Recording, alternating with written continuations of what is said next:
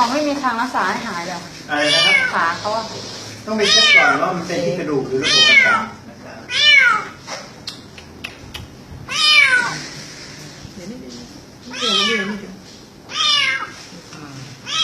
เจ็บเนี่ยแต่เขาร้องทั้งคืนเลยนะ ถ้าจะเจ็บขา อันนี้แบบมี เพิ่งจะกินได้เมื่อคืนเนี่ย ใช่ไหม มีประมาณแบบยาแก้ปวดให้คุยเขาเจ็บขา แปดฉีดขาเจ็บแล้วเนี่ย แล้วอย่ามันตก